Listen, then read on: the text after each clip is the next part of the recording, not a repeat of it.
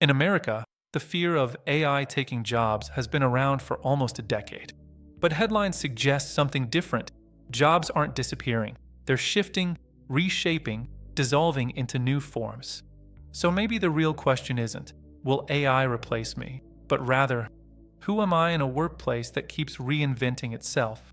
Americans often tie identity to work more tightly than Europeans do.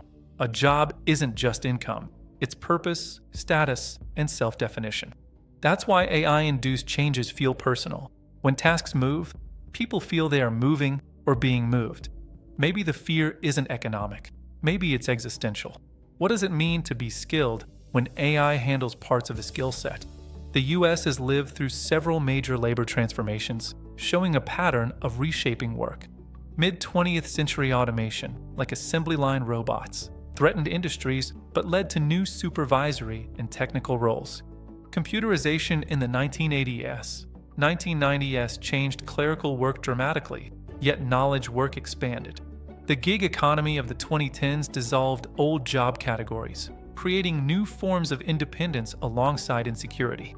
Now, the AI wave of the 2020s brings a cognitive shift, not mechanical, reshaping work rather than losing it. Yet, reshaping can feel like losing when you don't know the final form. In 2025, US companies report fewer layoffs than expected, but more people say, "I don't know what my job is anymore." This isn't unemployment, it's identity disruption. Roles blur, analysts become orchestrators, assistants become coordinators, managers become decision filters.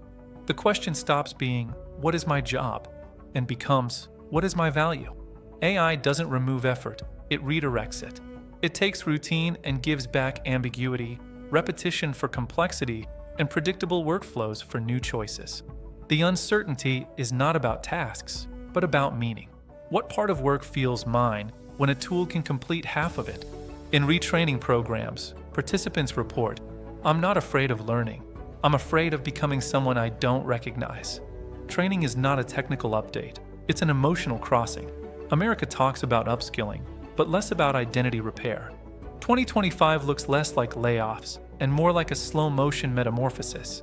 Old jobs thinning, new jobs appearing, middle jobs blending. The US is not watching the end of work, but the end of the old categories of work. In the absence of categories, uncertainty thrives. So the open question is, how do you navigate a future that hasn't named its roles yet?